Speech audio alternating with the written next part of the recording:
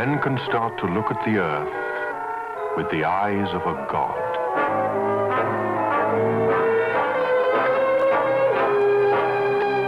But for these special few, the deepening vision is but a beginning.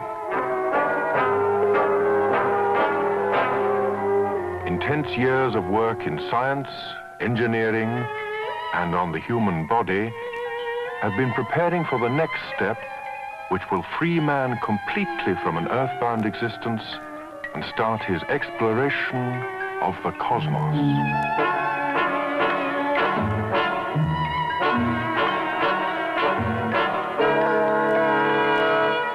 Soon he will leap out of Earth orbit to follow the path already pioneered by unmanned craft across 250,000 miles of space and land on the surface of the moon.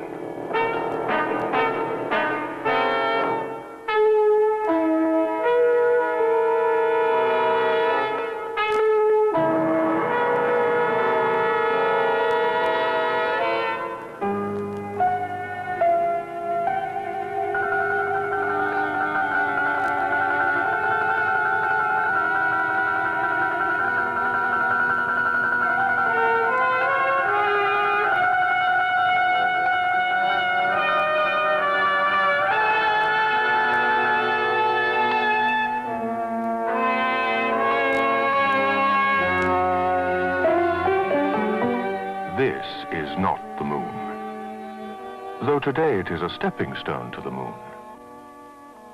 This is Ascension Island, a volcanic tip of land in the middle of the South Atlantic, 1,000 miles from anywhere else. Discovered in 1501, no one wanted to live here for over 300 years. Early sailors describing its aspect as bleak, awesome, and terrible.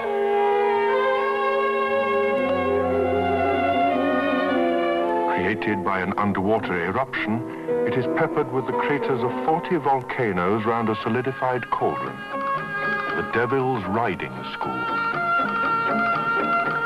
Left for centuries to the wideawakes, suddenly today it has become the focus of tremendous activity.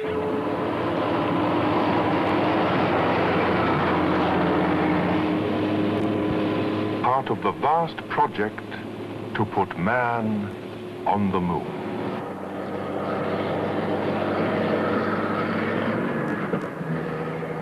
Required to be operational within 10 months on Ascension Island, an Earth station for satellite communication for the Apollo moonshot program. Have a fully steerable 42-foot antenna, accurate to within 30,000th of an inch, a system temperature of less than 100 degrees K,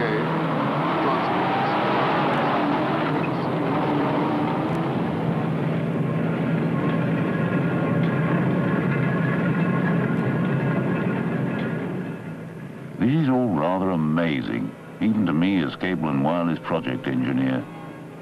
We were an advance party on the island only 6 months ago, making our final surveys on the site, checking the electrical characteristics of the area.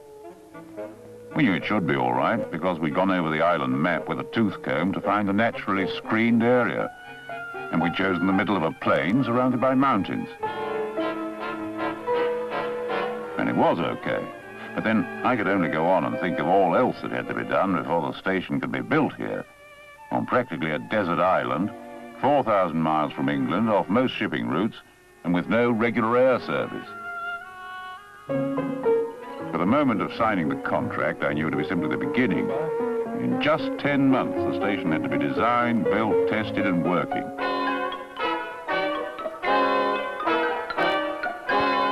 We had to make that contract first into scientific language, with details that could be turned into shapes and circuits. The antenna feed shall illuminate the reflector for transmission in the 6 GCs band and for reception at 4 GCs, such that a transmission... Then coordinate the work of all the engineers, suppliers and builders in getting everything from bricks to baked beans to arrive at this spot in the South Atlantic at the same moment. Yet here they are, with 6 weeks to go and 2 days ahead of schedule, and not hanging around on the jetty long either, quickly up to the site, where our problem now is to put the station together. on time. Apollo in ascension must be on time.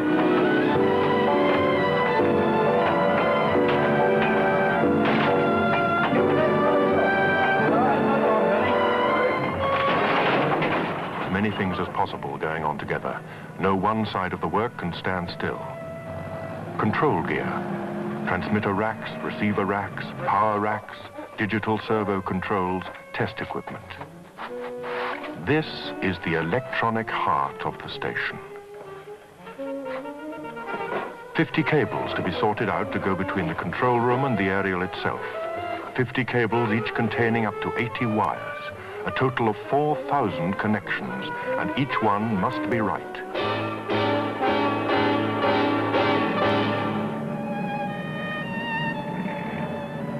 The mechanical heart of the aerial system. 10 tons of precision machined steel for the main bearing. 10 tons which have to be maneuvered into place to an accuracy of 5/1000ths of an inch. No, it's not very level, is it? And there is no spare for this.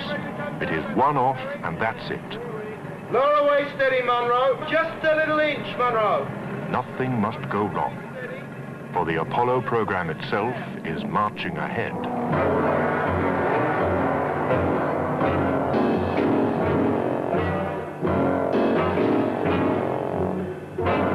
At Cape Kennedy, the giant Saturn V rocket, weighing 6 million pounds and with engines developing over 7 million pounds of thrust, is in its final test stages. The machine which will blast 3 men out of Earth's gravity and for the first time send them off into outer space. 360 feet high, the rocket system is immensely bigger than anything before, and all the communications that go with it have to be incredibly more precise and more powerful. And moon landing is now planned for 1969. Then, astronauts who have been training for years for this moment, preparing to move and climb, walk and work in a spacesuit with gravity only 1/7 of that on Earth, will find themselves on the moon's surface, mission accomplished, and getting back into their landing module for the first stage of their return to Earth.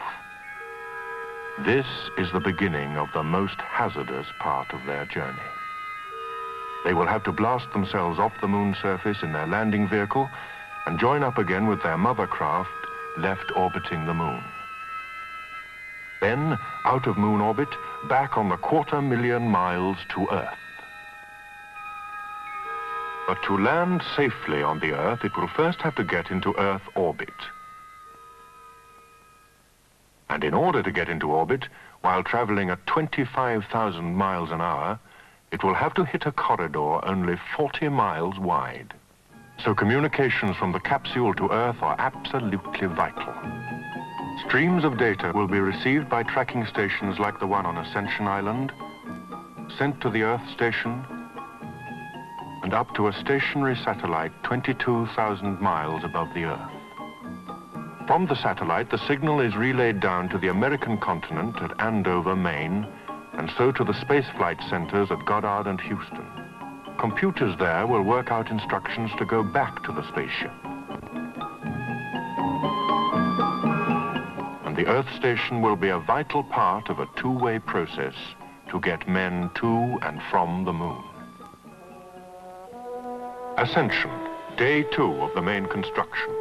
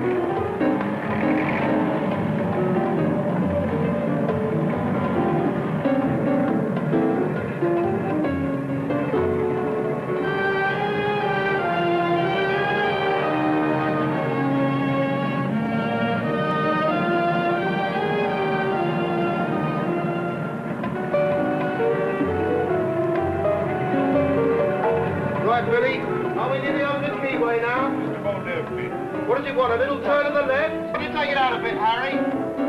Lower the way, can you? That's it, hold it, Peter. Wait a minute, Peter, going Peter. The aerial grows within the island landscape. A lonely outpost being built to serve a handful of even lonelier men and matched by years of island history.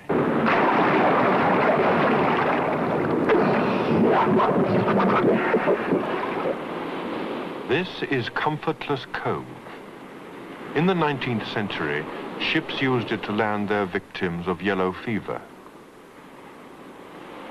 The few Navy inhabitants of the island brought them food to the top of the cliffs, fired a musket as a signal, and quickly withdrew.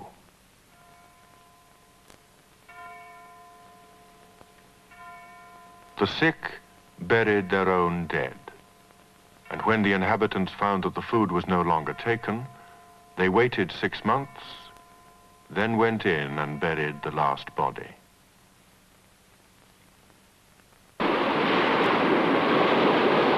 Today, it is the only spot in the island thought safe enough from sharks to bathe.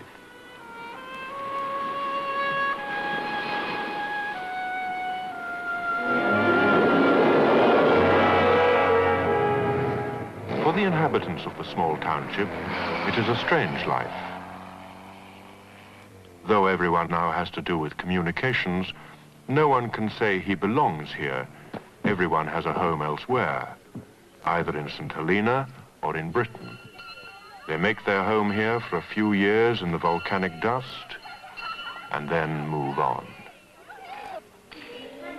Children grow up together, often learning of things they have never seen. Do you think a train can go faster than a bus? Some trains can go very fast. When do you think people would go by bus? But there are well-known landmarks, and everyone tries to make it as much like home as possible. Ascension is a crossroads for peoples, a crossroads of world communications, and now becoming a center for communication to the depth of space. Day 4, and still ahead of schedule. Oh, hold it there a minute, Monroe. Right. All right, Johnny? Billy. Billy, pull your rope round a wee bit. Okay? Right, come round a wee bit, right? Good boy. Okay now, Billy.